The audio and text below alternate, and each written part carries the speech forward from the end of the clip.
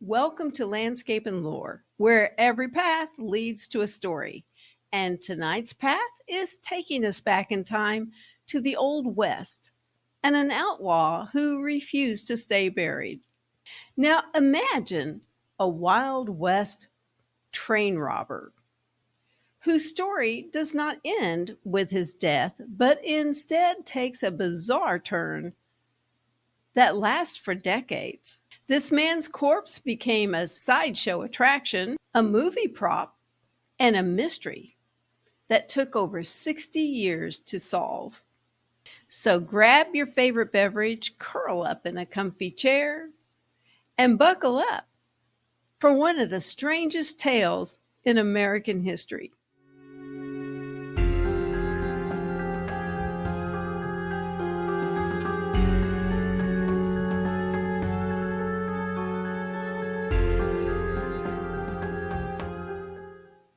Hey everyone, welcome back and thanks for joining me.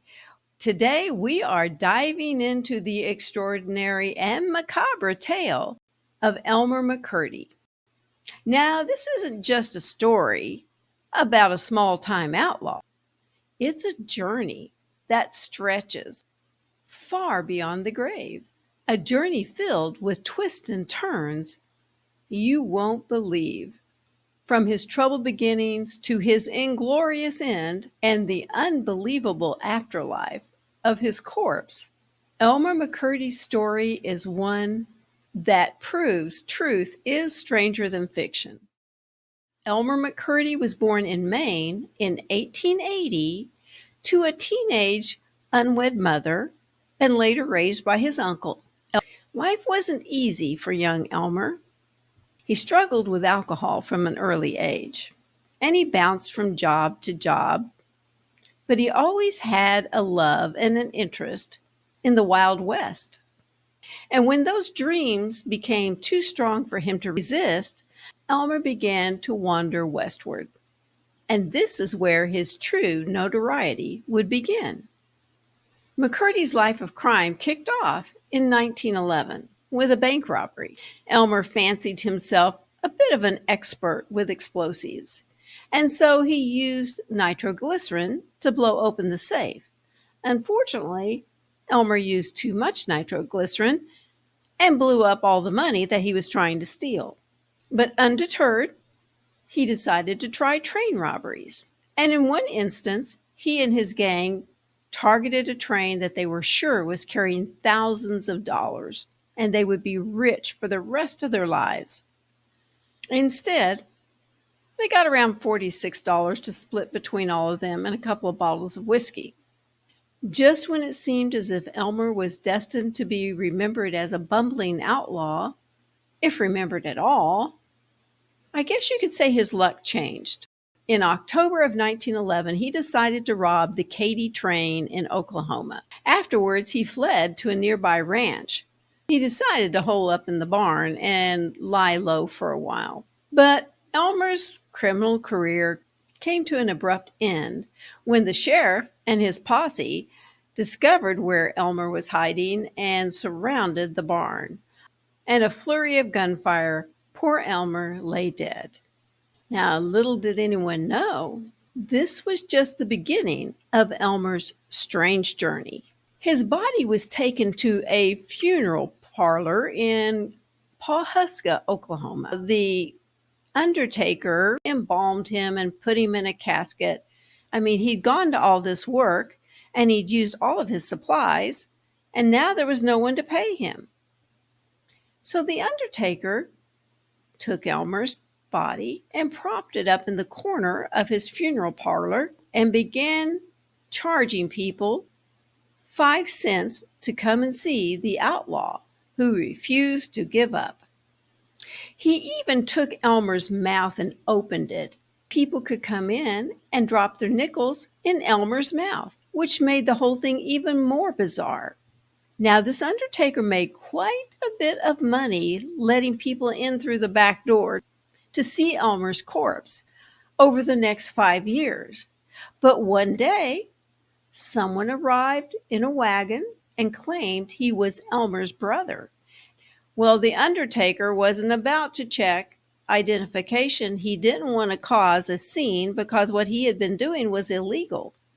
He'd gotten his money back many times over, and he allowed the man to take Elmer's body. Well, this man was not Elmer's brother at all. He was the owner of a small traveling carnival. Now, he'd heard stories about what this undertaker was doing, charging 5 cents for people to come and see poor Elmer's corpse, and he thought, that's a great opportunity. For the next 60 years, McCurdy's mummified, petrified body traveled with carnivals and sideshows all across the United States. He was billed as the 1,000-year-old man, and another place had him billed as the outlaw who would never be captured alive. And eventually, he just became another spooky prop in a series of attractions. Well, the final chapter in Elmer McCurdy's strange story came in 1976. He was being used as a prop in a haunted house ride at the New Pike Amusement Park in Long Beach, California. Now, the $6 Million Man, which was a television show during that time starring Lee Majors, was filming on site at the New Pike Amusement Park. And they were using this haunted house as one of the settings.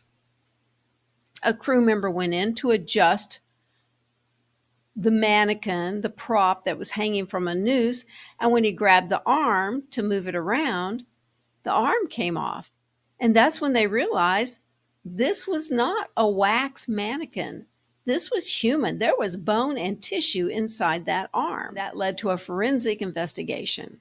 Now, when they did the autopsy, they actually found coins and like a ticket stub from one of the carnivals that had been using Elmer's body.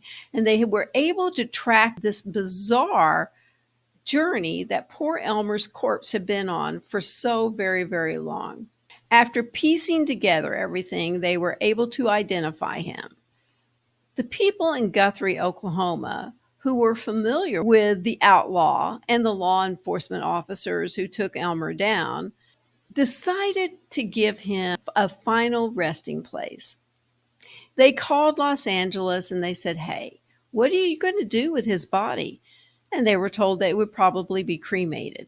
The whole town gathered round and said, nope, let's bring him home. And so they did. And on April 22nd, 1977, Elmer McCurdy was finally laid to rest in the Summit View Cemetery in Guthrie, Oklahoma. Now, the locals were a little bit fearful that someone would try to dig up Elmer's body. People were curious. They were wanting to come to his grave. So they covered his grave with 2 yards of concrete. And he could spend eternity in this beautiful, idyllic cemetery. From a failed train robber to a post-mortem celebrity, his journey reminds us that truth is indeed stranger than fiction. So what do you think about poor Elmer McCurdy? Let me know in the comments below. And if you enjoyed this story, please like, share, and subscribe. And until next time, remember, some legends never die, and some, well, they just refuse to stay buried. See you on the next adventure.